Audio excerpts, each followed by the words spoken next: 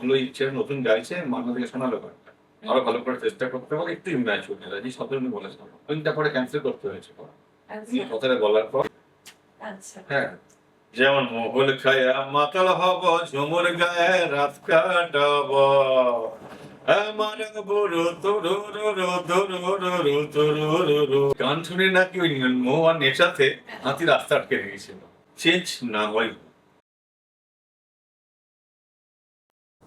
নমস্কার, আমি চিনির সাথে চায়ের আড্ডার আরও একটা এপিসোডে আপনাদের ওয়েলকাম। আজকে আমাদের স্টুডিওতে এমন একজন উপস্থিত আছেন যিনি ভীষণ স্পেশাল আর যার শিকড় মাটির অনেক ভেতরে। ঝাড়গ্রাম, জঙ্গলমহল, লালমাটি, শালপিয়ালের বন জঙ্গল, আর যার সুর, যেখানকার সুর উনি বুকে করে নিয়ে সারাটা পথ চলছেন। আজকে আমাদের সাথে রয়েছেন মৌল ব্যান্ডের কর্ণধার পার্থ আঙ্কেল, পার্থ ভৌমিক। নমস্কার। কেমন আছো আগে বলো? তুমি ছোট যখন ছিল তখন যেমন দেখেছো এখন একই রকম। হ্যাঁ, সত্যি কোনো চেঞ্জ নেই, কোনো পরিবর্তন নেই। টুপিটার জন্য কিভাবে মেনটেন করছো একটু গাইড করো। টুপি অ্যাকচুয়ালি যেহেতু মাটির, যেটা তুমি বলে লাল মাটির, যত মাটি মেখে রাখবে তত পরিবর্তন ধীরে ধীরে হবে। মাটিতে গ্লো হয়। হ্যাঁ, একদমই তাই। কিভাবে পথ চলা, মানে কত বছর হলো মূল ব্যান্ডের? আমার ব্যক্তিগতভাবে প্রায় 30 বছর হয়ে গেল, তারও লোকসঙ্গীত নিয়ে কাজ করছি। আর মহুলেরও জন্ম হয়ে গেছে প্রায় 20 বছর হয়ে গেছে। হ্যাঁ, আর মহুল তো অনেক ডালাপালা মেরেছে, অনেকগুলো শাখা হয়ে গেছে। আর পারফরমেন্সের বাইরে অনেক কাজ হচ্ছে। আচ্ছা, কিরকম কি হচ্ছে আমাকে একটু শোনাও, মানে আমাকে, দর্শক বন্ধুদের সবাইকে। আমরা যারা মহুল, যারা 7 জন বা 8 জনের টিম যারা দেখছে পারফর্ম করছে রেগুলার, এর বাইরে আমাদের সোসাইটি রয়েছে একটা। আচ্ছা, আমরা ছোট ছোট ইভেন্ট করি। আর সেই ইভেন্ট গুলো মূলই আমরা ট্রাইবাল যে বা আমাদের ঝুমুরের যে রুটটাকে তুলে আনার চেষ্টা করি। ফোকের যে ইভেন্ট গুলো করি বা ফোক আর্ট ফর্ম গুলোকে তুলে আনার চেষ্টা করি। গত বছর আমরা খুব দুটো বড় ইভেন্ট করেছিলাম, সামনে আমাদের আরো রয়েছে এরকম ইভেন্টের প্ল্যানিং। আচ্ছা আচ্ছা, এই চলছে এবং অনেক মানুষ তাতে মানে মিশে যাচ্ছে আমাদের সাথে। ঝাড়গ্রাম থেকে মৌল ব্যান্ডের পথ চলা কিভাবে শুরু হয়েছিল? অ্যাকচুয়ালি ঝাড়গ্রাম থেকে আমার ডেলি প্যাসেঞ্জারি করে জার্নিটা শুরু হয়েছিল, ওটা আমার ব্যক্তিগত জীবন ছিল। হ্যাঁ, ওইখানে অনেকদিন হাওড়া স্টেশনে শুতে হচ্ছে আমাকে রাত্রিবেলা। হ্যাঁ, আচ্ছা। তো পরবর্তীকালে মহুল 2006 সালে হলো, ধরো 2004-এ হলো। সোসাইটির রেজিস্ট্রেশনটা পেলাম 2006। তো সেই 6 থেকে 26-20 বছর। আর তখন যাতায়াত করতাম আমি, শুধু লোকসঙ্গীত নয়, লোকসঙ্গীতের বাইরে অন্যান্য ধারার গানও গাইতাম। রবীন্দ্রভারতীতে পড়াশোনা করতাম, রবীন্দ্রনাথের গান শিখতাম, আধুনিক গানে প্রথম অ্যালবাম করেছি। আচ্ছা। তো প্রথম শুভেন্দু মাইতি আমাকে ফার্স্ট গাইড করলেন যে তোর যেহেতু ঝাড়গ্রামের জন্ম, তুই ঝাড়গ্রামের সুরটাকে ধরে কিছু করার চেষ্টা কর। তখন আমার খোঁজটা শুরু হলো। পরে দীনেন্দ্র চৌধুরীকে পেলাম, ফুল ফোকের অথেন্টিক, উনি গুরু ছিলেন। লোকসঙ্গীত শেখা শুরু হলো, সেটা নিয়ে জার্নি চলছে। আচ্ছা, মৌল ব্যান্ড এই নামটা কিভাবে এলো? ঝাড়গ্রামে যারা গেছেন, বা শুধু ঝাড়গ্রাম নয়, বাঁকুড়া, পুরুলিয়া অঞ্চলে অনেকগুলো গাছ স্পেশালিটি রয়েছে। শাল মহুয়া দেশ বলে, সেই যে মহুয়া গাছ ধরো, সেখানকার যে ফুল বা ফল হয় তার থেকে নেশা হয়, একটা সে মাদকতা তৈরি হয়। তো সেখান থেকে আমি মহুল নামটা সংগ্রহ করলাম। এটা আমি কনফিউশন আছে এটা ফুল কি ফল, কিন্তু মহুল নামটাই মহুল গাছ থেকেই নেওয়া হয়েছে। আর যখন ওইখানে যাই আর কি, যারা সৌঝুমুরের দেশে যায়, ওই মহুয়াটা আবার একটু না খেলে নেশাটাও ঠিক জমে হয় না, ওইখান থেকে মহুলটাকে নেওয়া। আচ্ছা, তোমাদের এই ফোক ব্যান্ড, মূলত ফোক ব্যান্ড, তো এখানে তো ধামসা, মাদল সমস্তটাই, মানে সমস্ত বাদ্যযন্ত্র তুমি ইউজ করো। আমরা যখন লাইভ পারফরমেন্স থেকে ধামসা মাদল ব্যবহার করি। এছাড়া আমরা মহুল শুধু তো ঝুমুর টুসুই গাইছি না, আমাদের টোটাল লোকসঙ্গীতে একটা প্যাকেজ থাকে।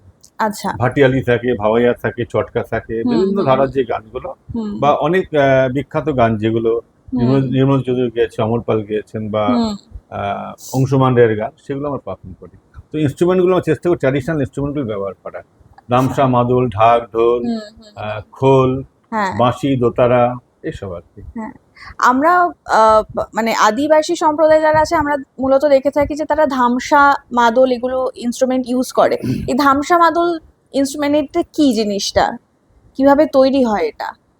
দেখো, তৈরির ইতিহাসটা আমার জানা নেই, সত্যি কথা বলছি। হ্যাঁ। কিন্তু এগুলো খুব প্রাচীন, মানে ধরো আমাদের যে ভারতবর্ষের বা আমাদের বাংলার যে সংস্কৃতি বা ভারতের সংস্কৃতির হুম অনেক আদি বলতে গেলে এই আদিবাসীদের সংস্কৃতি, হুম যেটা এথনিক মিউজিক বলে বা হুম এথনিক আর্ট ফর্ম বলে, হুম হুম মানে কয়েক হাজার বছরের পুরনো।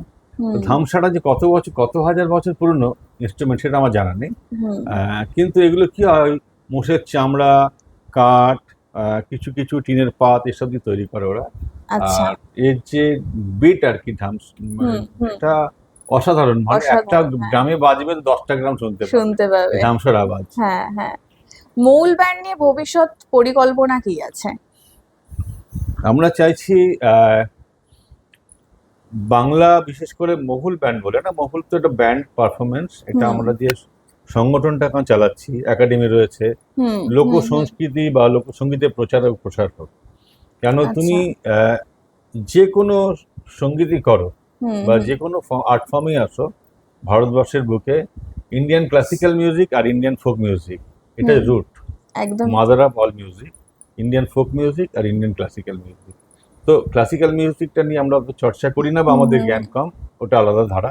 হুম তবুও ওটা চর্চা করা দরকার হুম ভালো পারফর্ম করতে গেলে। কিন্তু এই ফোক আর্ট ফর্মটা না জানে, হুম বড় বড় যত কম্পোজিশন হয়েছে, R D Burman, S D Burman, হুম বোম্বের বুতে বিখ্যাত বিখ্যাত কাজ, সব কিন্তু বাংলার এই অনেক তার প্রভাব রয়েছে। ইভেন হুম রবীন্দ্রনাথের অনেক গান রয়েছে যা এই লোকাঙ্গিকের বা লোকসুরের প্রভাব। প্রভাব পড়ে। তো আমাদের কাজ হচ্ছে এটাকে ধরে রাখা, আগামী প্রজন্মকে তাদের মধ্যে ট্রান্সমিট করে হুম দেওয়া, হুম হুম তারা যেন শিখতে চায়, হুম হুম এবং এর প্রচারটা শুধু বাংলা না, ভারতবর্ষ সারা পৃথিবীর বুকে যেন ছড়িয়ে পড়ে এই হুম। মিষ্টতা। মৌলের প্রথম যখন শো হয় বা মৌল যখন তুমি তৈরি করলে, সেরকম কোনো মানে সেই অভিজ্ঞতার কথা মনে আছে? প্রথম শো ছিল আমাদের, একটা ফার্স্ট মেয়ের প্রোগ্রাম ছিল, মেয়েদের প্রোগ্রাম দিয়েছিল। আচ্ছা। তো সেই সময় মেয়েরা খুব সেলিব্রেশন হতো তখনকার যে রাজনৈতিক পরিপ্রেক্ষিতে। হ্যাঁ তো হ্যাঁ সেই হ্যাঁ। সময় আমরা একটা প্রথম 1 মে আমাদের ফার্স্ট অনুষ্ঠান ছিল, 2005-06 এরকমই হবে। হুম তো আমাদের বলতো, তোরা যেহেতু লোকসঙ্গীত গাস, কুলি মজদুর, মাঝি মাল্লার গানই তাদের গাইতে হবে। হুম তো আমরা তখন আমাদের গুরুকে গিয়ে বললাম যে এরকম একটা প্রোগ্রাম পেয়েছি, এরকম ধরনের গান চাইছি, কিন্তু আমার তো জানা নেই। তখন উনি আমাদের এই সারি গান, হ্যাঁ। জারি মানে তোমার ছাদ পেটানোর গান আছে, অনেক হুম নলকূপ বসানো, যেগুলো গ্রুপ পারফরমেন্স হয়, বা হুম হুম ধান ধান লাগানোর গান, ধান কাটার গান, এ ধরনের কিছু গান শেখালেন। সেই হুম। গানগুলো নিয়ে আমরা প্রথম পারফর্ম করলাম মঞ্চে। হই হই আচ্ছা। করে প্রায় 6-7 জন পুরুষ মেম্বারই ছিলাম। হ্যাঁ হ্যাঁ হ্যাঁ। প্রথম প্রোগ্রাম ছিল। আহ, আমরা শ্রমিকই হয়ে গেছিলাম সেদিন। কারণ যদি মন থেকে তুমি সেটা না নিতে পারো, পারফরমেন্স শেখা তো সেটা আসবে। আসবে না, একদমই তাই। তো তুমি তো এই যে পারফর্ম করার সূত্রে তুমি তো অনেক জায়গায় ঘোরো, তো কোনো মজাদার ইনসিডেন্ট আছে যেটা এরকম ঘটেছে? হয়েছে তো।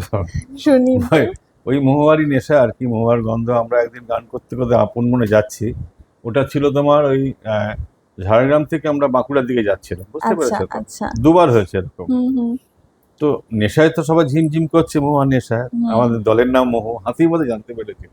আচ্ছা। হঠাৎ আমাদের গান শুনে নাকি ওই মহুয়ার নেশাতে হ্যাঁ হাতি রাস্তা আটকে দিয়েছিল। তা আমাদের যে ড্রাইভার সে সময় কলকাতা থেকে গেছিল বাকি পুরো হ্যাঁ টিম মেম্বারদের নিয়ে, হ্যাঁ হ্যাঁ। ও গাড়ি না পেছাতে পারছে না ভয়, হুম। মানে ব্যাক গিয়ারে গাড়ি আসছে, বুঝেছো তো, হ্যাঁ হাতি হ্যাঁ ওদিকে এগিয়ে আসছে। হ্যাঁ ওটা শিলদার আগে আমাদের ঘটেছিল, ওই প্রথম দেখলাম হ্যাঁ। গান শুনতেও হাতি আসে। আচ্ছা, ঝাড়গ্রামের লাল মাটির তো একটা নিজস্ব সুর আছে, হুম। তো সেই সুরটা তোমার তো মানে প্রচুর গান শুনেছি যেটা ঝাড়গ্রাম নিয়ে তোমার লেখা, তো তুমি নিজে একজন রাইটার, গান লেখো, সেরকম একটা গান আমাদের শোনাও। না, আমি লিখি খুবই কম, মানে হুম হয়তো 2-4 লাইন লেখার পরে আমার কলম আটকে যায়। তখন আমি আমার যারা ভালো লেখে, যারা হ্যাঁ লোককবি, তাদেরকে আমি দিয়ে দিই, তারাই লেখে। তো আমার যে গানগুলো মূলত খুব প্রচার পেয়েছে হ্যাঁ সেগুলো, হয়তো আমার প্রথম 2 লাইন লেখা। হ্যাঁ পরবর্তীকাল দেবাশিস, আমার এক ভাইয়ের হ্যাঁ হ্যাঁ হ্যাঁ। গীতিকার, খুব হুম ভালো লেখে, কবিতাও হুম লেখে, দেবাশিস দণ্ড, শিবাশিস দণ্ড। হুম আরেকজন ভদ্রলোক ছিলেন, উনি নেই এখন, অনেক প্রাচীন, উনি বিষ্ণুপুরের মানুষ ছিলেন। আচ্ছা তো ওনারা গানগুলো লিখে দিতেন, সেই গানগুলো লিখতেন। সাধন মণ্ডল, আচ্ছা আচ্ছা গানগুলো আচ্ছা। ওনাদের লেখা ছিল, যে গানগুলো লোকে যা ভাবছে প্রচলিত, হুম হুম কিন্তু ওনাদের লেখা ছিল। আর সুরটাকে আমি সাজিয়ে নিয়েছিলাম ওই লাল মাটির সুরে। আচ্ছা। হ্যাঁ, যেমন মহুল খায়া মাতাল হব, ঝুমুর গায়ে রাত কাটাব, হ্যাঁ মারাং বুরু তুরু রুরু তুরু রুরু তুরু রুরু। দেবাশিসের লেখা ছিল এটা। হ্যাঁ, এটা আমি একটু জানিয়ে রাখি, এটা আমার ভীষণ প্রিয় একটা গান। আরো দু তিনটে রয়েছে যেগুলো শুনতে আমি খুব হ্যাঁ। ভালোবাসি। আরে না না না না না না না না রে না না না না না, রাঙা মাটির দেশে তোরা আর আসিস না, রাঙা মাটির দেশে তোরা আর আসিস না, এথায় শালমহুলের গন্ধে কেমন কাজ ভুলানোর নেশা, শালমহুয়ার নেশায় ধরা মনে ভালোবাসা, রাখাল বাসির উদাস সুরে আর মাতিস না, রাঙা মাটির দেশে তোরা আর আসিস না। এটা আমার অসাধারণ, লেখা ছিল। হ্যাঁ, অসাধারণ, অসাধারণ। তো ঝাড়গ্রাম নিয়ে কিছু শুনি, মানে ঝাড়গ্রাম মাওবাদী এলাকা বা কিছু, সেটা নিয়ে একটুখানি শুনি। ওটা তো ধরো যে সময়টা ছিল ওটা 2008, 2009, 2010 এই সময়টা ছিল। হুম। তো আমি আমার জন্ম ঝাড়গ্রামে, আমার বাড়িও রয়েছে ঝাড়গ্রাম, কিন্তু আমি তো কলকাতায় চলে এসেছি অনেকটা আগে, প্রায় 2000 আচ্ছা, আগে আচ্ছা, চলে আচ্ছা। এসেছি পড়াশোনা করতে করতে। হ্যাঁ। আহ, ভাবছিলাম টিকে গেছি কলকাতা শহরে, থেকে গেছি। হুম, তো যাই হোক, তো যাই ওই সময়টা আমার যাওয়া আসা কম হতো, হুম, হুম। কিন্তু যে মাওবাদীর সময়টা প্রায় 3টে বছর ছিল, হ্যাঁ, প্রায় সবকিছু বন্ধই থাকতো ওই সময়। হ্যাঁ, হ্যাঁ, উম, একটা ভয়ের পরিবেশ ছিল, হ্যাঁ। রাজনৈতিকভাবে অনেক টানাপোড়েন ছিল, কার দোষ কার ভুল সেটা আমরা বলতে পারবো না, হুম, কিন্তু এই একটা অশান্তি পরিবেশ ছিল। আহ, সেটা এখন আশা করি আর নেই, আর না হুম। থাকাই ভালো। হ্যাঁ, সেটাই। যে কোনো ভালো কাজ করে শান্তি না থাকলে কোনো ভালো কাজ ভালো নেই। কাজ। ধরো আজকে শান্তি না থাকতো, তাহলে তুই বসে আড্ডাই দিতে পারতো না। একদমই কোথায় তাই, হচ্ছে তো হাসি বলো। একদমই তাই। তো তুমি যেই সময় মিউজিক শুরু করেছিলে, তোমার এই মূল ব্যান্ডের যাত্রা যখন শুরু হয়েছিল, তখন থেকে আজ অবধি কি কি চেঞ্জ হয়েছে এই ইন্ডাস্ট্রিতে, আর কি কি চেঞ্জ তুমি দেখতে চাইছো, মানে হলে ভালো হয় ইন ফিউচার? দেখো চেঞ্জ, আমাদের যদি ট্র্যাডিশনাল মিউজিকটা রুট, এটাকে একটা হুম, ভেদ বলা যেতে পারে। হুম, হুম, হুম, তো এই ট্র্যাডিশনাল মিউজিক এ তো প্রায় 200-300 বছরের পুরনো, লালন ফকিরের গান, হুম, হাসন রাজার গান, তো এইগুলো চেঞ্জ না হয় ভালো। এর যে যে মানে মূল যে রসটা, এটা হুম, ধরে রাখতে পারলেই ভালো। কারণ এগুলো যত পরিবর্তন হয়ে যাবে হুম, তাহলে কি হুম, তুমি আসল শিকড় থেকে হারিয়ে যাবে। একদম তাই। হ্যাঁ, সেটা সেরকম আমার রবীন্দ্রনাথের গান, আমার ট্র্যাডিশনাল গান, হুম, সেগুলো যত পরিবর্তন কম হয় তত ভালো। হুম, হ্যাঁ, তবে টেকনোলজিক্যালি সাউন্ড রয়েছে, রেকর্ডিং সিস্টেম হাই হয়েছে। হুম, হুম, কারণ আমরা যে সময় পঙ্কজ মল্লিকের গান শুনি, হুম, এখনকার যে রেকর্ডিং অনেক হুম, অনেক হাই। হ্যাঁ, সেটা আলাদা। হুম, আর ইনস্ট্রুমেন্টের ক্ষেত্রেও ট্র্যাডিশনাল গানগুলোকে ওই ফর্মে করতে পারলেই ভালো, ওই হুম, গানগুলোকে না ভাঙাই ভালো। তবে যখন কেউ সেলফ কম্পোজিশন করবে, হুম। সেটা যদি ফোককে নিয়ে করে, সেক্ষেত্রে সে এক্সপেরিমেন্ট করতে পারে। আচ্ছা। আর তোমার যে কাজটা রয়েছে সেটা তো তোমারই সত্য থাক, তুমি তোমার মতো সাজাও, আমি দেখি। হুম। আর আমি যদি নিজের কিছু করতে পারি সেটা আমি আমার মতো সাজাবো, তাতে ইনস্ট্রুমেন্ট ব্যবহার হবে। কেন, হ্যাঁ। একটা লালন ফকিরের গান হচ্ছে ধরো, বা পুরনো প্রাচীন ভাটিয়ালি গান হচ্ছে, তার হুম, সঙ্গে আমি অনেক অক্টোবর কিবোর্ড ঢাই ঢাই করে হুম, বাজালাম, হুম, হুম। তার কিন্তু মূল রসটা হারিয়ে যায়। হারিয়ে যাবে। এখন তো অনেক ধরন, মানে আগের যে গানগুলো যেগুলো ছিল সেটা বিভিন্নভাবে মডিফাই করে গাওয়া হচ্ছে। আহ মানে মাঝখানে একটু হিন্দি লাইন জড়িয়ে দিলো বা এরকম কিছু, সেটাকে তুমি সাপোর্ট করছো, মানে কতটা এটাকে? দেখো এখন ব্যাপারটা সাপোর্টটাকে ভোটিং এর মতো হয়ে গেছে। হ্যাঁ, হ্যাঁ। মানে দেখা যাবে কেউ হয়তো আহ, উম, গান শেখেই, হুম, দেখতে সুন্দর, হ্যাঁ, হুম। সে গান গিয়ে দিল, রিলস করে দিল, তার 2-4 লাখ ভিউয়ার্স হয়ে গেল। হ্যাঁ, হ্যাঁ, তো হ্যাঁ, সেটা দিয়ে যে জাজমেন্টটা, সেটা একটা জাজমেন্ট। হ্যাঁ। আবার কেউ হয়তো কোনো ছেলে মেয়ে দীর্ঘদিন ধরে মিউজিকটা শিখছে, হুম, হুম, সে 1-2 ঘন্টা খুব পারফেক্টলি পারফর্ম করতে পারবে, তার হুম, অত ভিউয়ার্স হচ্ছে না। এটা হুম, দিয়ে মাপকাঠি করা যায় না। হুম, তবে এটা একটা সাজেশন রইলো, রিলস হোক বা যে কোনো কাজই হোক, হুম, হুম, ছবি আঁকা হোক, নাচ হোক, গান হোক, এগুলো শিখে করলেই ভালো। হুম। হাফাটেড করলে কি সেটাই। হয়, সেটা হয়তো টেম্পোরারি তোমার স্যাটিসফ্যাকশন দেবে, কিন্তু একটা সময় পর তুমি বুঝতে পারবে কোথায় হুম। একটা ফাঁকি রয়ে গেল। বাকি রয়েছে। তোমার তো বললে 30 বছর হয়ে গেছে তুমি মিউজিকের সাথে যুক্ত রয়েছো, তো হ্যাঁ, কার থেকে অনুপ্রেরণা পেয়েছিলে? অ্যাকচুয়ালি দেখ, আমিও ছোট থেকে যখন বড় হয়েছি, হুম। মা নাটক করতেন, মাসিরা গান করতেন, আচ্ছা। মামা যাত্রা করতেন, হ্যাঁ তো ছোটবেলায় কি হতো, গোপ লাগিয়ে ফেলতাম, দাড়ি লাগিয়ে ফেলতাম, ঘরে হ্যাঁ। যাত্রার সব ওই ছিল আর কি, দাদুর বাড়িতে হ্যাঁ যখন হ্যাঁ যেতাম হ্যাঁ ওই সব নিয়ে নিজেরাই সাজতাম রাম রাজন। যুদ্ধ করতেই ভালো লাগতো ছোটবেলায়, দেখবে কি আগে তলোয়ার নেবে। হ্যাঁ তো হ্যাঁ। ওইসব করতাম, করতে করতে না এই কাপড় বেঁধে নাটক করতাম, আচ্ছা। ওটা করতাম করতে করতে আমি তখন ক্লাস 10-এ পড়ি। সেই সময় হুম। আমি ওই আমাদের ওখানে খুব, আমি খড়গপুর শহরে বড় হয়েছি, রেলওয়ে শহরে। আচ্ছা। ওখানে প্রচুর তখন ওই, উম, অনুষ্ঠান হতো আর কি, হুম পাড়ায় হুম পাড়ায়। হুম হুম হুম। হুম। ওই সব দেখতে দেখতে ভালো লাগা শুরু হলো, আমি একটু মঞ্চে উঠবো। কিন্তু তখন যখন মঞ্চে উঠতে গেলাম, বাবা বললো এখানে তো ওঠা যায় না, শিখতে হবে। হ্যাঁ। তখন আমি একজন গুরুকে নিয়ে এলাম আর কি। উনি শেখাতে চাননি আমাকে প্রথমে, কারণ আমাদের পাড়ায় যে গ্রুপটা ছিল, আমাদের 10-15 জনের ছেলেদের গ্রুপটা আর হুম কি, হুম সবাই হুম কেউ চাইতো না আমাদের পাশে থাকতে আর কি। হুম তো উনি তো প্রত্যেকে শেখান বলে এই ছেলেকে শেখাতে গেলে আমার পাড়ায় সব কাজকর্মই বন্ধ করে দেবে। হুম। আমাদের অন্যভাবেই দেখতো না এরা। কারণ আমাদের কি হতো, সন্ধ্যে 6টা রাত 8টায় কেউ বাড়িতেই ঢুকতো না, হ্যাঁ। এত দুষ্টু ছিল সবাই। হ্যাঁ, বাকি শব্দগুলো ব্যবহার করছি না। তো টিচার শেখাতেই চাননি, তখন বাবাই বলতে গেলে ফার্স্ট বললো যে এটা করতে গেলে শিখতে হবে। আচ্ছা।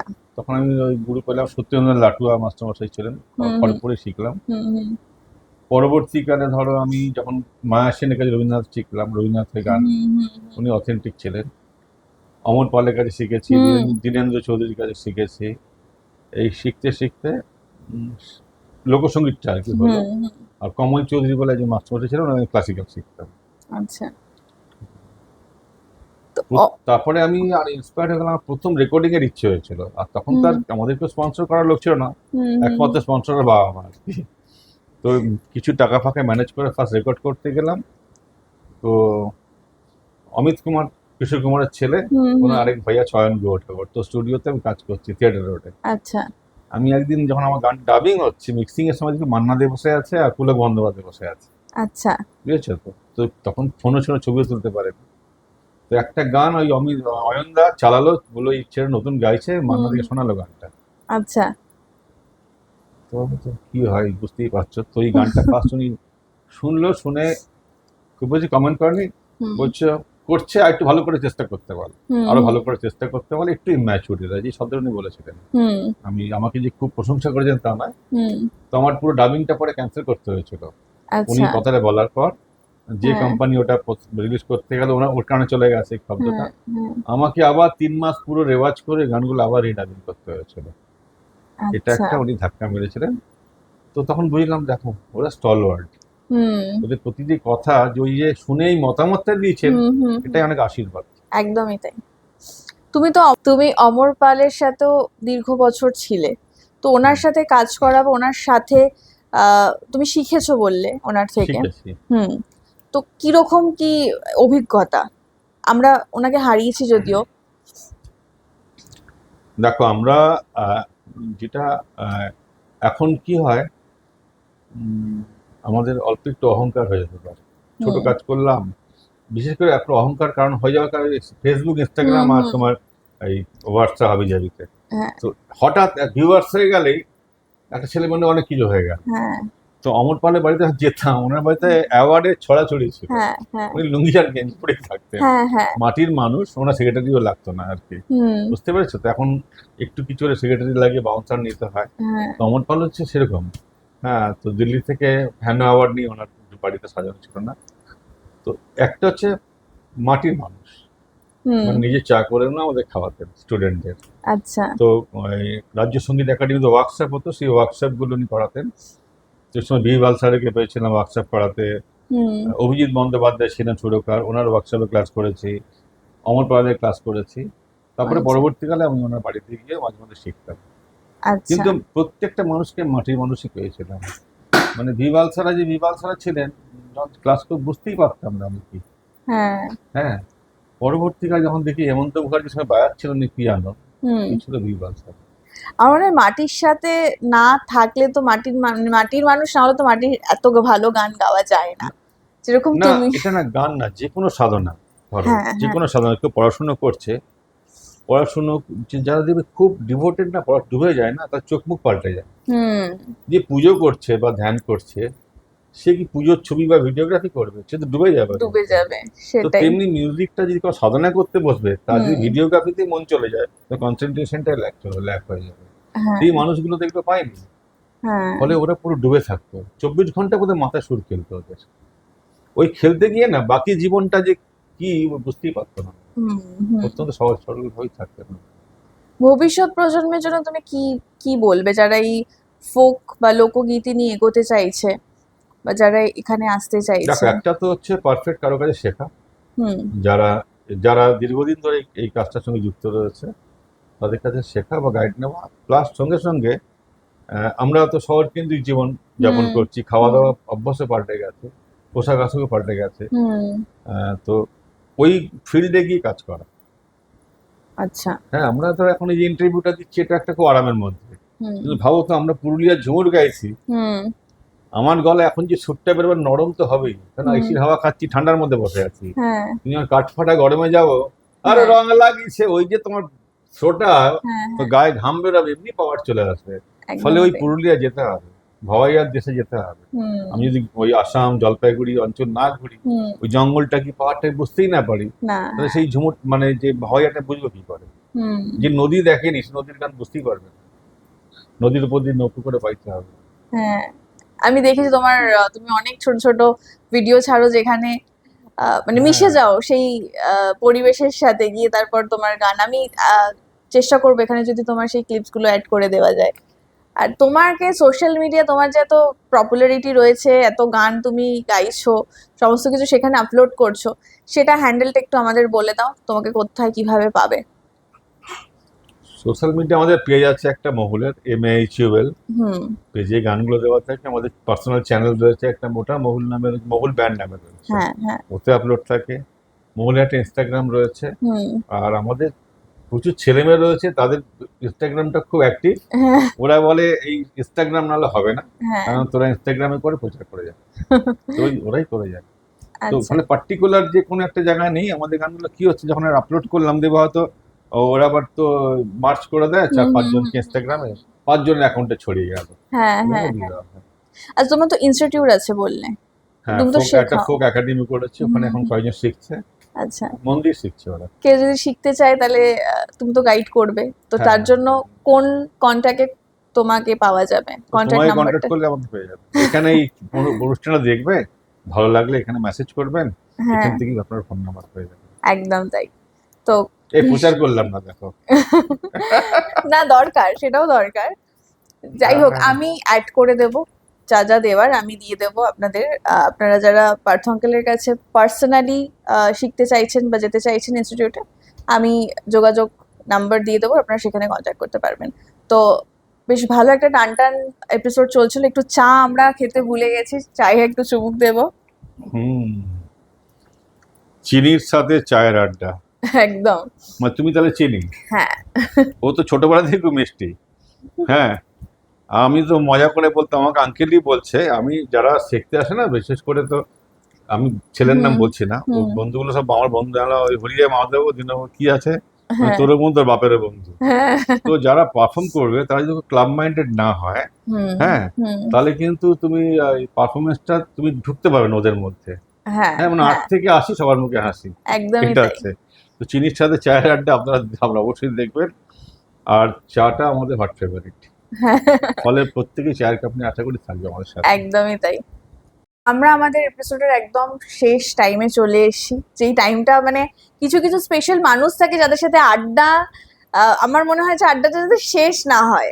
আমরা পার্সোনালি অনেক সময় কাটিয়েছি পার্থ আঙ্কেল, সোহম, যার এপিসোড তোমরা দেখেছো অলরেডি।